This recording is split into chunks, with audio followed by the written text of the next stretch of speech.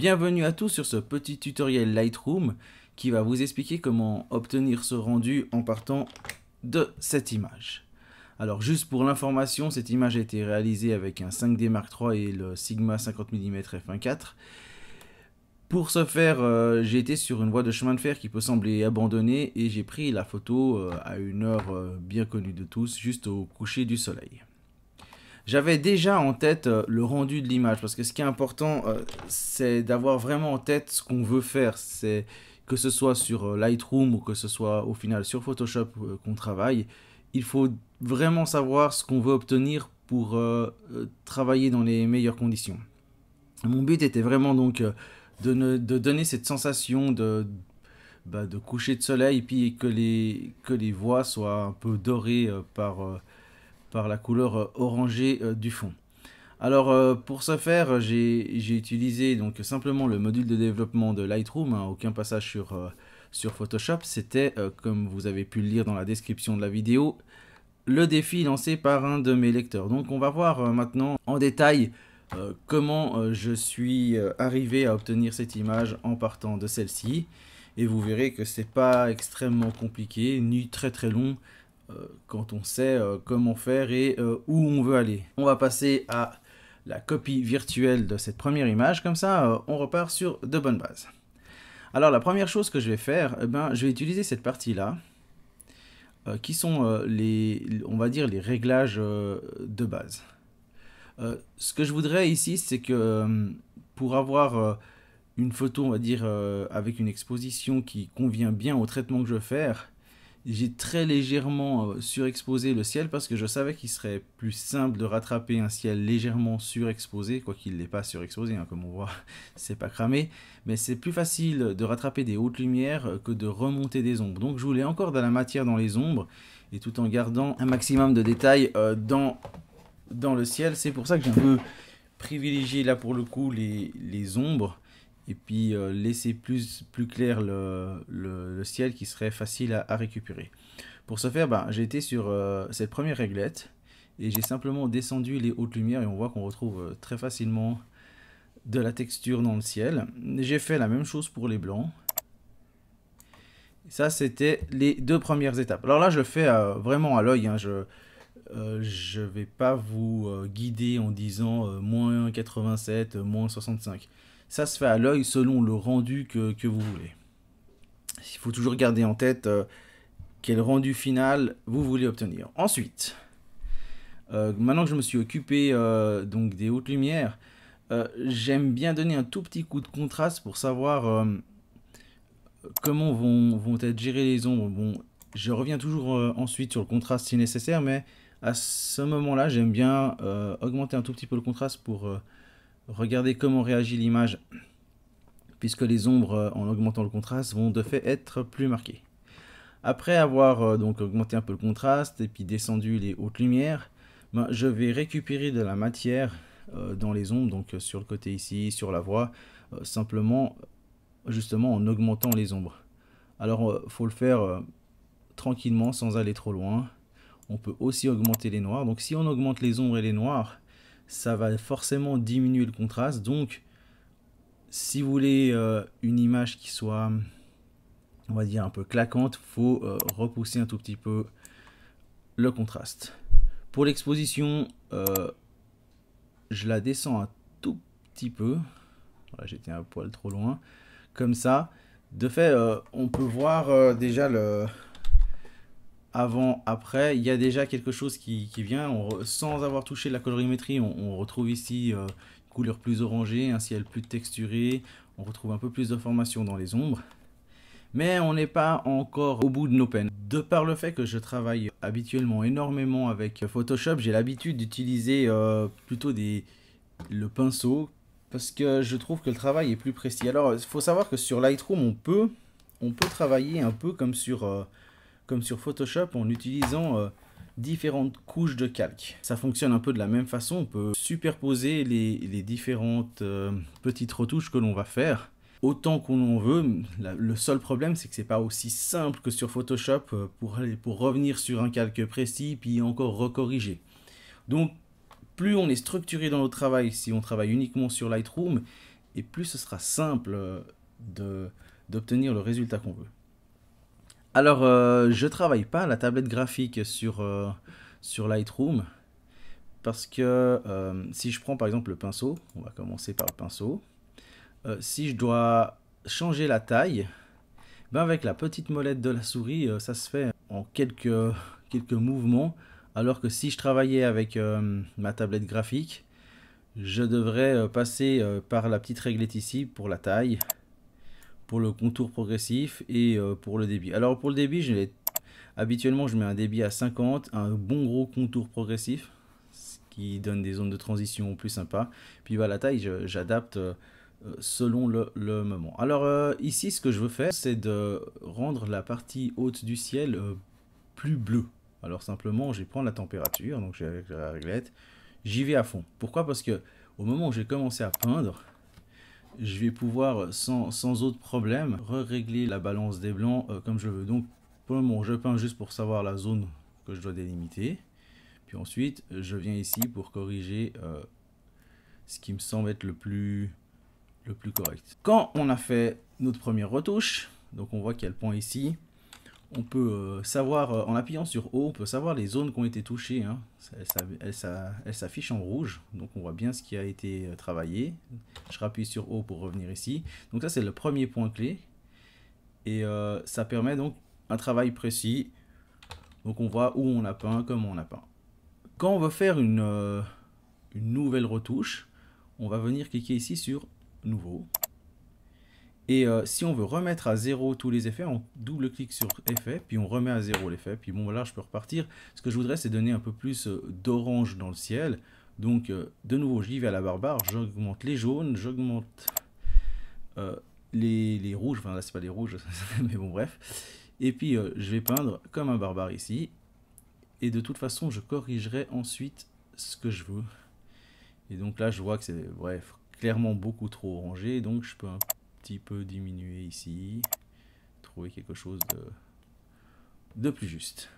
Et puis je recommence, nouveau, puis j'ai passé au ciel. Alors double clic ici pour me retrouver sur tous les réglages à zéro. Donc je vais maintenant ici aussi redonner un peu de bleu sur la montagne. Donc de nouveau j'y vais comme un barbare. Je vais peut-être un peu diminuer la taille de mon pinceau. Et hop, je vais peindre ma petite montagne en bleu. Donc là, on voit carrément qu'il y a des bleus fluo, donc on va diminuer ça pour obtenir un bleu qui soit plutôt sympathique. Maintenant, ce que je voudrais, c'est augmenter le vert. Donc, je fais de nouveau un nouveau, je remets à 0, j'augmente à mort les verts.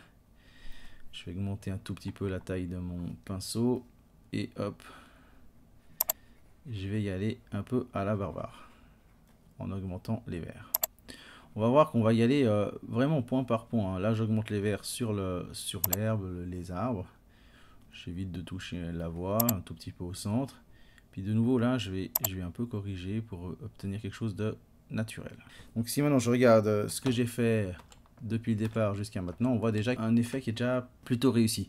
Et bon, comme ça, par couches successives, on va finir par obtenir ce qu'on a envie. Donc je continue tranquillement, sans stress. Alors, je fais un nouveau calque, je remets à 0.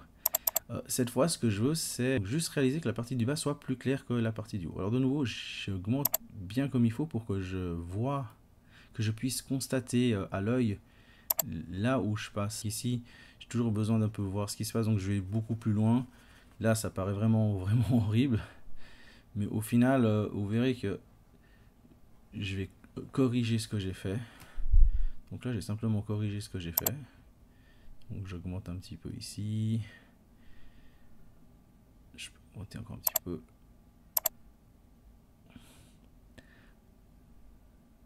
Je vais baisser un peu les hautes lumières, remonter encore un peu les ombres. Et voilà. Je regarde avant, après. Je trouve qu'on est plutôt bien. Vous pouvez au fur et à mesure corriger un point que vous avez déjà utilisé. Il suffit de recliquer dessus hein, ici. Je pourrais très bien aller recorriger la balance, vous voyez. Et puis augmenter ou baisser à loisir. Il suffit de retrouver les points. Donc là, c'est un peu un coup de la mémoire ou de regarder comment vous avez peint, quelles zones ont été peintes.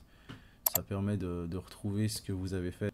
Donc maintenant, j'ai une zone plus claire en bas, j'ai bien mes zones bien définies ici. Ce que je vais faire, c'est que je vais donner ce petit coup de lumière qui vient là sur le rail en peignant le rail en orange. Alors pour ce faire, j'ai utilisé un truc très sympa qui s'appelle le masquage automatique. Alors d'abord, je vais mettre un nouveau calque. Je vais mettre le masquage automatique. Donc je remets tout à 0, mes effets. Je vais augmenter les oranges, hein, donc comme d'habitude. Je vais descendre la taille de mon pinceau. Hop, hop, hop. Puis le masquage automatique, il va tout seul s'occuper de masquer, de faire le masquage, donc de ne pas déborder sur la voie. Comme on voit, il peint plutôt bien sur la voie. Même si on va un peu de travers, il s'occupe bien de faire ça. Alors si vous débordez comme je viens de le faire là, un peu exprès malgré le masquage auto, c'est pas très compliqué, hein, vous cliquez sur effacer. Donc là vous pouvez aussi contrôler la taille. Puis vous venez virer les parties qui vous gênent, tout simplement, pour éviter d'avoir un rendu un peu mal foutu. Donc pour ce tutoriel, je fais les choses un peu rapidement. Si on s'applique un tout petit peu plus, hein, ce que j'ai fait sur la version que je vous ai présentée avant, où je me suis un poil plus appliqué, le rendu sera bien évidemment largement meilleur. Donc ça, c'est le temps que vous allez passer sur votre photo qui va déterminer la qualité donc du cliché. On n'est pas loin du rendu final.